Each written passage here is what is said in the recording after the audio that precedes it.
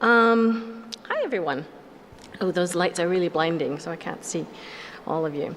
I'm Louise Barkhuus, and together with Chiara, I'm going to share some insights about the experience of audience participation in an interactive performance developed with the intention to facilitate civic dialogue around social issues of public concern.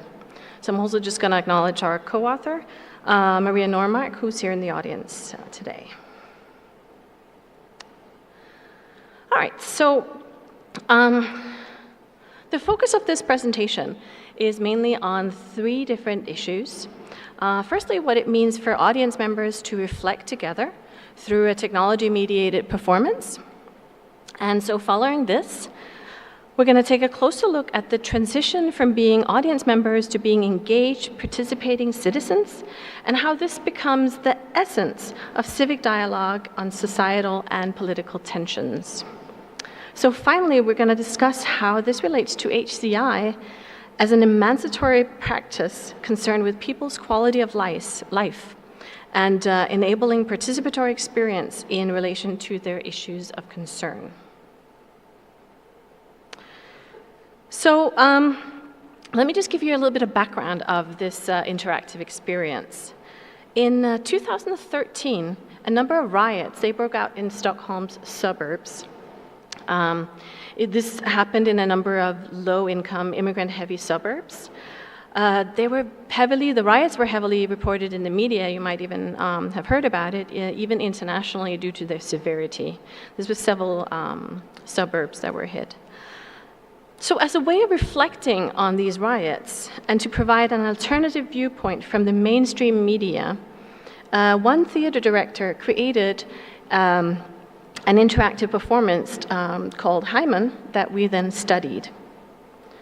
So the performance was developed and premiered 1 year after the riots. It was developed independently of our study as a reflection of the events for a way for the public to provide commentary on the events. So that's what made it interactive as well. All right. So let me just talk a little bit about their interactive performance. So Hyman is the third part of a trilogy that was conceived as an updated version of the Greek drama Antigone. So in this updated version, Antigone, she's a young woman with immigrant background who revolts against social injustice, but she's killed, and then she goes to the underworld. So this reflects the old Greek drama.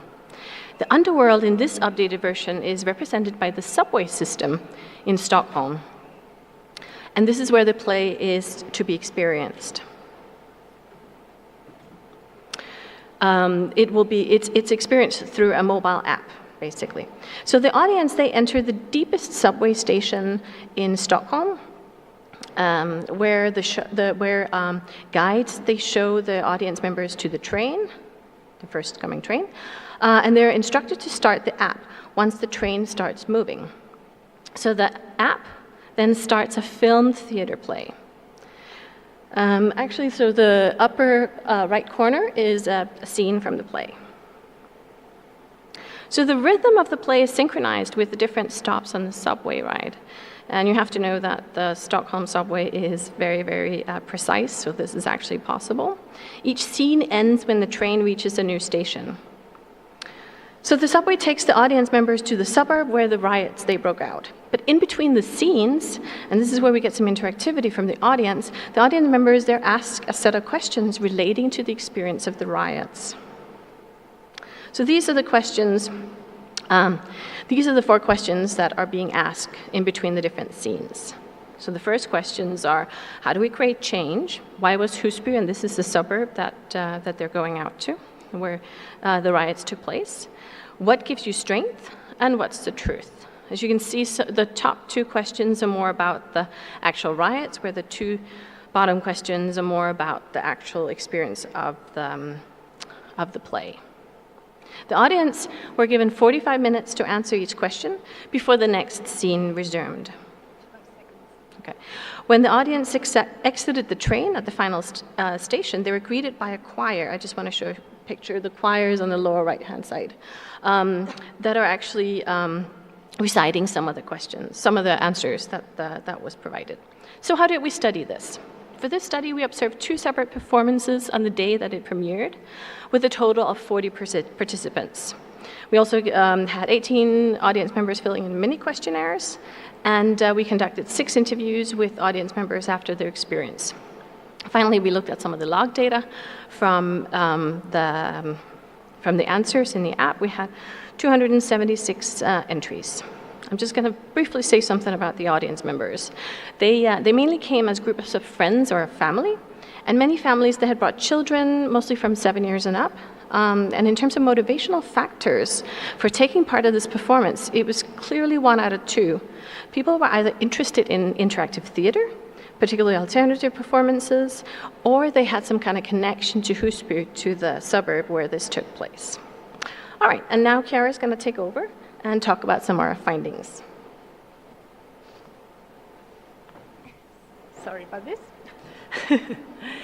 So let me introduce the main insights emerging from the analysis that we have carried out, and that allows us to characterize reflectiveness as a dimension of civic dialogue and as a situated practice emerging from the subway journey that was included in the performance, the possibility to encounter other people through the performance, and the possibility to share concerns, feelings, opinions, and emotions with other people, with other audience members through the mobile app that mediated the performance itself.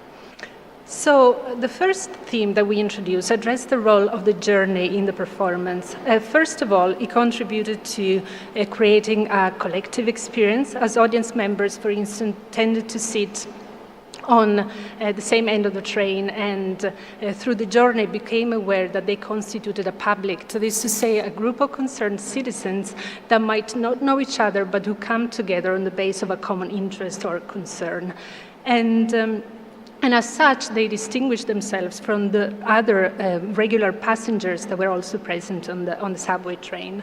The journey also repositioned the neighborhood in question in the center of the story, as audience members had to travel to a neighborhood where they wouldn't regularly go to. And this is, we argue, is an important point, as it says something about the emerging political quality of reflecting through participation, and how audience members made sense of themselves as citizens with a certain social status associated with the geography of the city. So, for instance, this is very much what we see in the first quote here. But then I'm indeed a typical middle-class audience member who's often been in the city center, but not so often in Husby, so it still feels like a new ground. And this disruption of everyday spatial practices was also regarded as unsettling. And I mean unsettling in a good way. It gives new experiences, new ideas about what a city could be and what kind of people live there. It can also be that it gets more of a romantic touch. It gets loaded with meaning that any other general suburb might also have. The second theme regards the possibility the performance enabled to encounter other people, other audience members, and to establish a relationship with them. And this is mostly done in relation to the text entries that were shared during the performance. So, as we find out during the interviews, this feature was regarded as quite central and meaningful, as some of the interviews, for instance, explained that they regarded other people's opinion more interesting than their own. But going through the text entries was also an opportunity to highlight pattern of concerns that in the messages that people have shared. And as we see in the quote here, going through the text messages was also an opportunity to identify a moral compass that could be used to make sense and reframe the events, rather than understanding them by relating them to a number of rules and regulations that would characterize them as either right or wrong. The third and final theme seeks to discuss the meaning emerging through participation, particularly by looking at the emerging qualities of the text entries that were shared. So most of the messages consisted of one word or short utterances, and with a very few exceptions, they had a very serious tone, and they were plausible questions, plausible answers to the questions that were asked, which indicates that probably the audience citizens who participated experienced an implicit contract with the author, director of the performance, and with what was expected as an outcome of their participation in the performance itself. Between 65 and 70 messages were shared for each question, but in the article we present a thorough analysis of all the text entries that were shared, but in the context of this talk we limit our discussion to the messages that were shared with respect to the question, how do we create change? So when we look more closely at the text entries, they reflect a concern to relate to other people as central to social change. So, for instance, here we find messages, text entries like by listening, by answering, by trusting ourselves and the others. They also reflect a concern for action, both at an individual level and at a collective, more organized level, as a prerequisite for change. For instance, through active small steps, by actively breaking structures and patterns, no more privatization, and so on. And these text entries also relate an orientation towards moral values, both in abstract terms and in terms of concrete steps and actions to be undertaken, and a concern for emotion as a fuel to socio-political change. So what did we learn from the study we conducted? First of all, the event created by the performance can be regarded as a story of failure and success, in the sense that it attracts a very concerned public, a group of citizens that had a genuine interest for the neighborhood in question and for its socio-political background. At the same time, when we look, for instance, at the analysis of the text entries, we can see that there were no conflicting opinions, and also that local inhabitants did not participate in the performance as much as it had been expected before, although it had been advertised. And this opens up a number of questions about the role of artistic experiences as a means of civic dialogue, especially as this is a growing discourse in the area within the HCI community. And maybe one conclusion that we can draw is that framing societal events as an artistic experience might not be the best strategy to attract those people whose voices we would like to be heard. And this presents a challenge for CHI research attempting to envision participatory projects reaching out to heterogeneous cohorts of people, particularly outside the research settings, like it was in the case that we have studied. And the second point that we would like to address is the importance, both the analytical and design importance, to acknowledge the aesthetical and political qualities of participation and how that relates to the transition from an audience to a citizen. So the socio-technical ensemble of the performance was an instrument to access, to get to know about the riots, so a certain societal event. And this is what Rancière would call the possibility to access the sensible. At the same time, the in-place reflectiveness that emerged from the participation in the performance was a way for the audience citizens to make sense of the riots in their own terms. And therefore, this was a way to what Rancière again would call redistributing the sensible. So to conclude, we would like to reflect on two implications for audience citizen participation, and in the article we discuss 4 such reflections, so please do read the article. So overall, the performance can be regarded as a shared testimony of meaningful events, as audience citizens could contribute by adding an ecology of meanings to it. One thing that, of course, could be further explored is how future design could enable audience citizen participation through self-generated contents like, for instance, personal narratives, personal stories, images, videos, and so on and so forth. And we argue that this issue is relevant beyond the setting studied as it extends to the different domains in which citizens are empowered to co-create knowledge about a certain phenomenon. And finally, a number of studies have discussed different design strategies to enable different degrees of visibility of spectatorship. While this is indeed relevant and important, we argue that designing for audience citizen participation requires a shift of attention towards the critical qualities of participation and of performance as an arena for critical thinking, fostering an awareness of values, norms, and other implicit forces that might shape our view of the world. And for instance, when we look at performances as a method of inquiry, this could include this includes, for instance, the inclusion of local communities, for instance, also in the design of the performance itself. And with that, I'll thank you for your attention, and also I would like to thank Rebecca Forsberger, who was the director of the performance we studied and who facilitated our participation in the study itself. Thank you.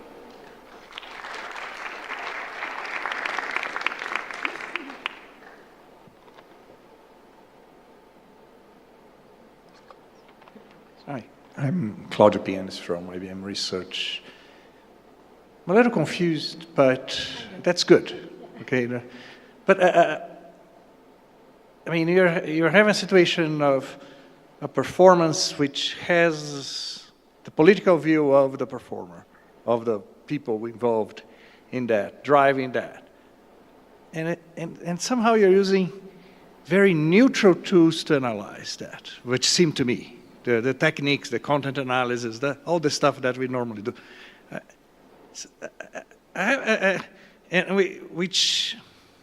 Being someone who have done performance, I always felt it's a little odd to be neutral. You're not neutral. You don't want neutrality.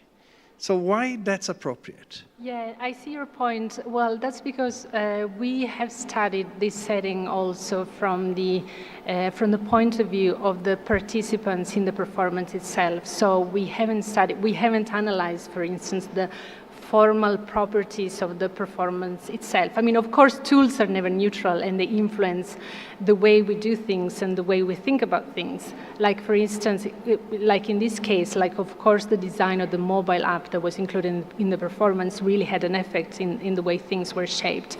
But we look at the event from the point of view of the human participating in the performance. So that's one. Okay.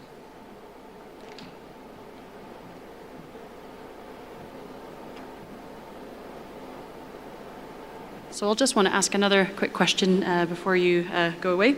So this was a really nice kind of a discrete performance happening at a kind of staged time. How do you think it would have been different if it hadn't been as curated, if it was something more continuous or something unstewarded? Yeah, that's a very good point, and actually we discussed it a bit in the article. So like how different designs could extend the participation in the performance and could keep the dialogue alive beyond the time frame of the performance itself, because in fact a few months ago there were again some other riots in Stockholm, and that's what I thought, you know, this is a continuum. It's not something that ends at some point, and that would be like, yeah, a case for future studies and an exploration of future designs. Yep. Thank you. Thank you. Yeah.